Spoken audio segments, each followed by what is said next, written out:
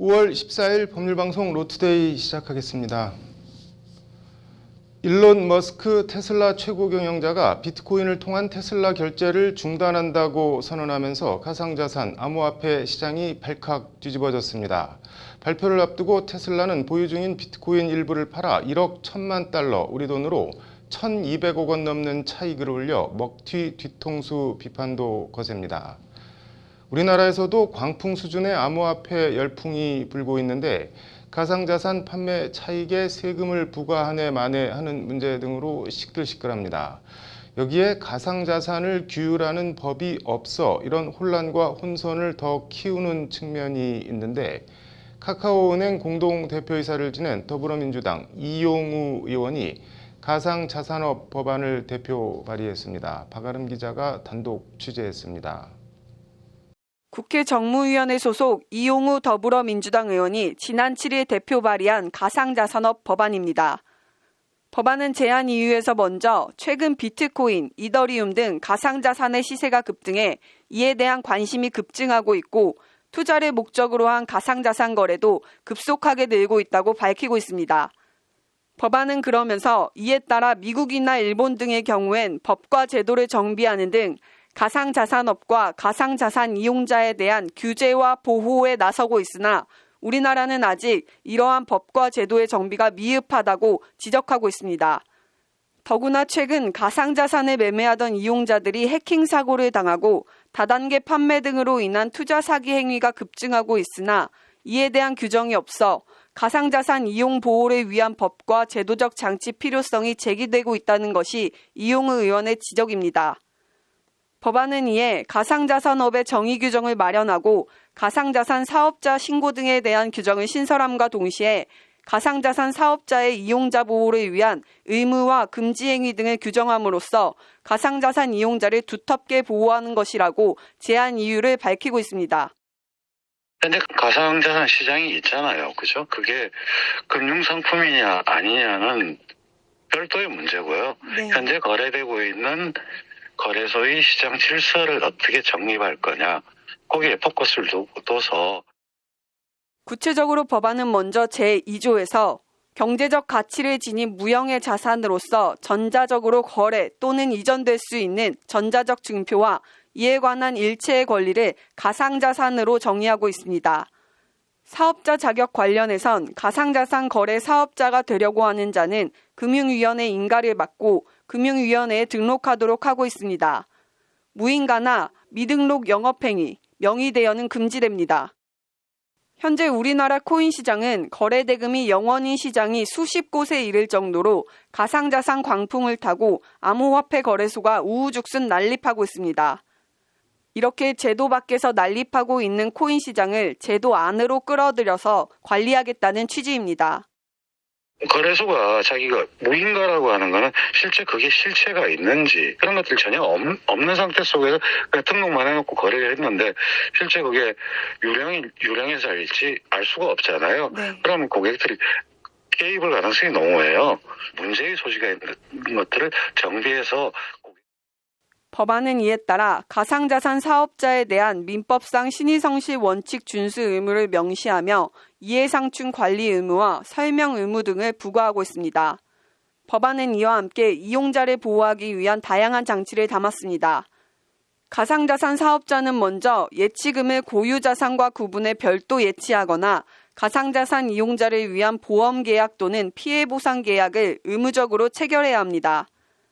해킹 사고 등을 방지하기 위한 조치를 취할 의무도 부여했고 이를 위반해 손해가 났을 경우엔 손해배상 책임을 부여하는 내용 등도 담았습니다.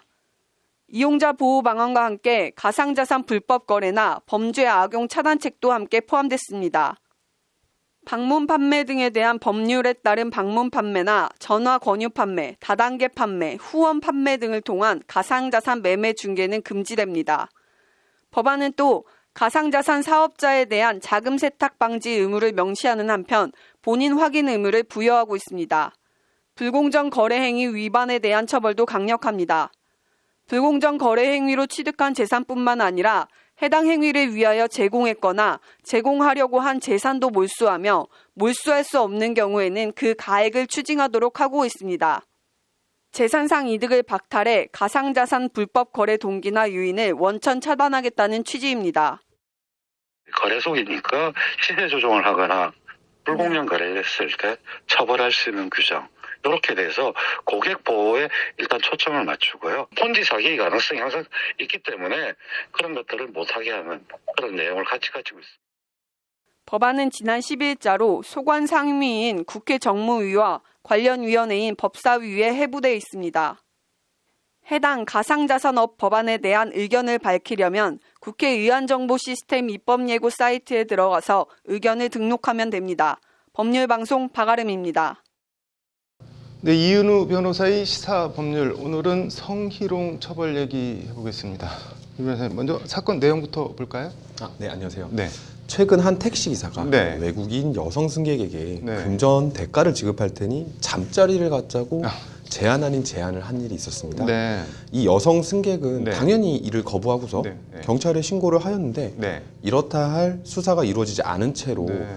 경찰이 수사를 종결하려고 해서 논란이 되었던 사례를 풀어보려고 합니다.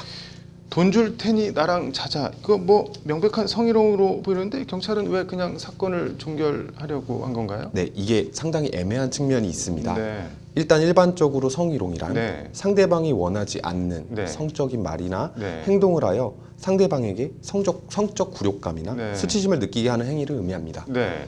구체적으로 성희롱을 규율하고 있는 법률은 네. 국가인권위원회법, 네. 남녀고용평등법, 네. 양성평등기본법이 있는데요. 네. 여기에서 규율되고 있는 모든 성희롱은 네. 일상생활이 아니라 단지 직장 내 등에서 지위를 이용하거나 업무 등과 관련하여 성희롱을 한 경우뿐입니다. 네. 결국 일상생활에서 네. 성적 수치심을 주는 성희롱 발언에 관하여는 네. 특별히 규율하고 있는 규정이 없다는 얘기입니다. 이거- 일종의 예. 입법 사각지대가 존재하는 셈입니다. 네. 이게 뭐 꼭 남녀고용평등법 이런 게 아니어도 일반 형법 규정으로 처벌할 수는 없나요? 앞서 말씀드린 대로 네. 일반 형법으로도 성희롱 발언 자체를 처벌할 수 있는 명시적 규정은 없습니다. 네. 다만 택시 운전사 사례의 경우 네. 적용을 검토해 볼 만한 네. 일반 형법 규정으로는 네. 협박죄, 네. 강요죄, 모욕죄 정도가 될 수 있어 보입니다. 네. 먼저 협박죄의 경우는 네. 객관적으로 사람으로 하여금 네. 공포심을 일으킬 수 있을 정도의 구체적인 해악을 고지할 때 성립하는데요. 네. 그런데 단순히 금전 대가를 지급할 테니 잠자리를 갖자는 권유를 한 것만으로 구체적인 어떤 해악을 고지하였다고 보기는 어려워서 네. 협박죄로 사안을 포섭하기는 힘들어 보입니다. 네. 그리고 강요죄는 네. 폭행 또는 협박으로 사람의 권리 행사를 방해하거나 의무 없는 일을 하게 하는 경우 성립하는데 네. 마찬가지로 강요죄도 폭행 또는 협박을 전제로 성립하기 때문에 네. 협박 자체가 인정되기 어려워서 네. 택시 운전사를 강요죄로 처벌하기도 어렵습니다. 이게 뭐 협박도 강요도 안 되면은 뭐 일면식도 없는 사람한테 돈 줄 테니 나랑 자자, 이거 뭐 이 말 들으면 당연히 심한 모욕을 느꼈을 것 같은데요. 네, 이것도 애매합니다. 모욕죄는 네. 공연성, 즉 불특정 다수에게 전파될 가능성이 있어야만 성립하는데 택시 안에 네. 택시 운전사와 피해자 여성 손님 둘만 있었던 경우에는 네. 타인에게 전파될 가능성이 없어서 즉 네. 공연성이 인정될 수 없어서 네. 모욕죄도 성립하기 어렵다고 할 수 있습니다. 네. 명예훼손도 마찬가지로 네. 공연이 사실 또는 허위 사실을 적시해야 성립하는데 네. 나랑 자자 네. 이런 표현이 어떤 사실을 적시한 것도 아니고 네. 앞서 언급한 공연성도 인정될 수가 없어서 네. 역시 처벌이 어렵습니다. 황당한데 형법도 안 되고 그럼 뭐 이 택시 기사를 처벌할 수 있는 법이 없는 건가요? 저도 이번 사례를 통하여 자세히 네. 검토를 해보았습니다. 네. 현재 특별법으로 네. 성매매 처벌법, 정확히는 네. 성매매, 알선 등 행위의 처벌에 관한 법률이 있습니다. 네. 이 특별법은 네. 성매매를 한 자와 네. 성매매를 하도록 알선 등 행위를 한 자 모두를 처벌하는 법률입니다. 네. 그렇다면 이번 사례의 택시 운전사의 경우에는 네. 여성 승객에게 성매매, 즉 금전을 지급하는 대가로 네. 잠자리를 가지자고 발언을 한 것은 네. 여성 승객에게 성매매를 권유한 것으로 포섭이 가능하다고 생각됩니다. 그런데 경찰은 왜 사건을 그냥 종결하려고 한 건가요? 뭐 어떻게 봐야 되나요? 네, 일단 이번 네. 사례에서 네. 택시 기사를 성매매 처벌법으로 포섭이 가능하다고 말씀드린 거는 네. 법률 해석적으로 가능해 보인다는 것이고 네. 실제 이번 사례와 같은 경우가 네. 성매매 처벌법에 성매매를 권유한 행위로 포섭해 처벌이 네. 가능한지는 네. 법원의 판단을 최종적으로 받아봐야 합니다. 네. 그런데 저도 이제 여러 검사들과 네. 검사들의 네. 의견을 들어보니까 네. 이번 사례와 같은 경우로 기소가 이루어져서 형사 재판으로 넘어간 사례를 본 적이 없다고 합니다. 네. 즉 기소가 이루어지지 않았고 네. 그 권유에 대한 법원의 해석 사례도 없다는 얘기입니다. 네. 이번 사안과 관련해서 네. 모두들 잘 아시다시피 네. 얼마 전 검경 수사권 조정으로 네. 네. 경찰에게 수사 종결권이 부여되었습니다. 네. 그런데 아무래도 법률적으로 비전문가인 경찰에게 네. 이렇게 기존 판례도 없는 범죄 성립에 관한 법률 해석을 검토해서 수사를 진행해 나가기를 기대하기는 어려운 측면이 있습니다. 네. 그래서 결국 경찰 입장에서는 네. 이거 뭐 이런 사건으로 기소된 전례도 없고 네. 이런 사건을 수사해서 넘긴 적도 없고 하니 네. 관성적으로 사건을 종결하려 한 것 같습니다. 네. 꼭 이번 사안이 아니더라도 네. 주변에 보면 애매한 사례들이 있거든요. 네. 그런 경우에 경찰이 어지간해서는 수사를 종결하고 있어서 비판의 목소리가 커지고 있는 상황입니다. 네. 결국 이번 사례도 네. 경찰이 수사를 종결하면 법원 판단을 받아볼 기회 자체가 사라지고 같은 사건이 발생해도 네. 결국 이건 기소된 적도 없으니 그냥 종결하자. 이런 악순환이 되풀이 될 수 있다는 데 문제의 심각성이 있다고 보입니다. 그런 문제점이 있네요. 뭐 일단 이번 사건에 국한해서 봐도 뭔가 개선책 마련이 필요할 것 같은데요. 그렇습니다.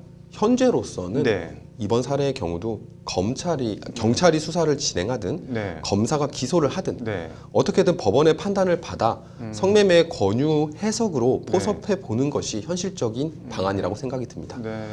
다만 장기적으로는 네. 성희롱의 경우는 그 문제가 굉장히 심각한데도 불구하고 네. 현재 직장 내의 성희롱에 대해서만 규율하고 있는 것은 네. 입법 공백이라고 생각됩니다. 네. 직장을 넘어서 네. 일상생활에서 일반적으로 이루어지는 성희롱의 경우도 처벌할 수 있는 입법이 하루빨리 이루어질 필요가 네. 있다고 생각됩니다.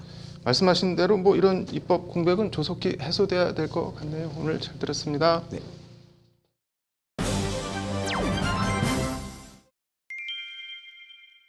법률구조공단 사용설명서, 오늘은 맨홀 뚜껑 때문에 발생한 자동차 사고 얘기해 보겠습니다. 왕성민 기자 나와 있습니다. 왕 기자, 먼저 어떤 상황인지 볼까요? 네, 강원도 양구군에서 택시 운전사로 일을 하고 있던 김모 씨는 네. 2019년 2월 10일 오전 7시쯤 네. 양구에 있는 비득고개라는 곳을 운전하고 지나다가 네. 땅 밑에서 약 16.5cm가량 튀어나와 있는 맨홀과 부딪혀서 네. 20일가량 치료 및 안정을 요하는 경부, 염좌 등 부상을 당했습니다. 네. 자동차 수리비가 520만 원 정도 나올 정도로 네. 꽤 충격이 발생한 사고였습니다. 이게 16.5cm라면 도로 위에 그냥 툭 튀어나와 있는 정도 아닌가요? 아, 예, 그렇습니다. 김 씨가 충돌한 강전 맨홀은 네. 규정상 맨홀 뚜껑의 설치 높이가 네. 도로에서 10mm, 그러니까 1cm 네. 이내여야 합니다. 네. 해당 맨홀 뚜껑이 처음부터 돌출돼 설치된 것은 아니고 네. 도로가 낡아 이 맨홀 뚜껑 주변이 침식되면서 네. 뚜껑이 돌출하게 된 것으로 보입니다. 이게 뭐 택시기사 입장에서는 진짜 황당한 사고였겠네요. 네, 김 씨는 일단 관할 지방자치단체인 네. 양구군을 여러 차례 찾아가 피해 네. 배상을 요구했습니다. 네. 양구군은 처음에는 배상을 해줄 것처럼 하다가 네. 나중에 말을 바꿔 자신들은 관리 주체가 아니라며 네. 애초 입장을 번복해서 계속 책임질 수 없다고 발뺌을 했습니다. 네. 이에 김 씨는 법률구조공단 양구지소의 도움을 받아서 네. 양구군을 상대로 차량 수리비와 치료비 그리고 위자료 등 모두 796만 원을 청구하는 민사소송을 네. 제기했습니다. 뭐 재판에서 양구군은 뭐라고 주장을 했나요? 네, 양구군은 일단 네. 도로 관리 주체가 양구군이 아닌 국가라고 주장했습니다. 네.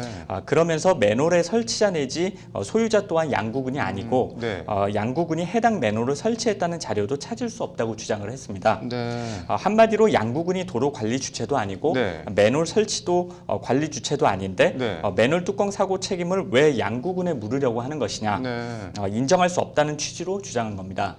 공단 측은 뭐 어떻게 대응을 했나요? 사고 현장 사진을 보면서 말씀드리겠습니다. 사건을 대리한 공단 박성태 변호사가 네. 일단 현장을 점검해 보니 네. 해당 맨홀 뚜껑에 양구군이라는 글자가 선명하게 찍혀 있었습니다. 네. 박 변호사가 다른 곳을 더 찾아보니 네. 법원 앞 맨홀 뚜껑에도 양구군이라고 찍혀 있었습니다. 네. 공단은 나아가 사고가 난 도로의 관리 주체를 확인하기 위해 네. 국토교통부에 사실 조회를 신청했고 네. 해당 도로 토지 소유자는 국가로 되어 있지만 네. 관리는 광안도의 위임을 받아 관할 지자체인 양구군에서 하기로 돼 있다는 사실을 확인했습니다. 네. 관리 주체가 아니라는 양구군 주장을 허문 박성태 변호사는 네. 양구군의 관리 책임을 제대로 하지 못한 만큼 네. 손해배상 책임이 있다고 강하게 주장했습니다. 법원은 뭐 어떻게 판단했나요? 재판부인 춘천지법 양구군 법원은 네. 일단 양구군이 사고를 방지하기 위해 네. 어떠한 조치도 취하지 않은 점, 네. 나아가 사고 발생 뒤에도 네. 어떠한 안전 조치도 취하지 않고 네. 변호사를 선임해 책임을 모면하기에만 네. 급급한 양구군 태도를 강하게 질타했습니다. 네.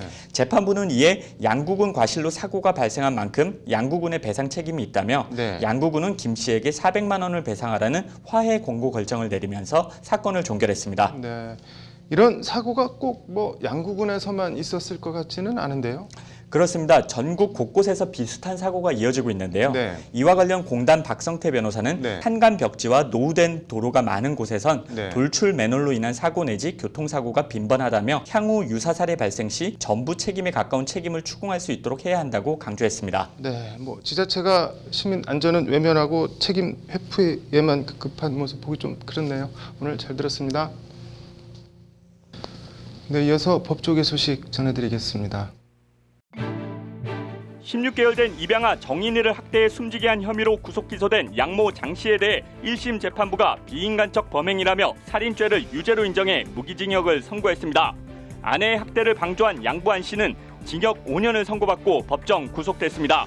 북한 김일성 주석의 항일 회고록 세기와 더불어의 판매, 배포를 금지해달라고 낸 가처분 소송을 법원이 기각했습니다. 앞서 자유민주주의 연대 등 단체는 국가보안법상 이적 표현물로 인정된 김일성 회고록이 배포되면 자유민주적 질서를 해한다며 가처분을 신청했습니다. 스쿨존에서 정지선을 지키지 않아 만 2살 여아를 숨지게 한 50대 화물차 운전자에 대해 1심에서 징역 5년이 선고됐습니다. 재판부는 제한 속도를 위반하지 않은 점, 25년간 교통법규를 위반한 적이 없는 점 등을 고려했다고 양형 사유를 밝혔습니다. 성추행과 인사불이익을 당했다며 서지영 검사가 안태근 전 검찰국장과 국가를 상대로 낸 손해배상 소송 1심에서 패소했습니다. 재판부는 강제추행에 따른 민사소송 소멸시효 3년이 지났고 재량권을 남용한 인사불이익을 인정할 증거가 부족하다며 이같이 판시했습니다. 5월 14일 법률방송 로투데이 마치겠습니다. 시청해 주셔서 감사합니다.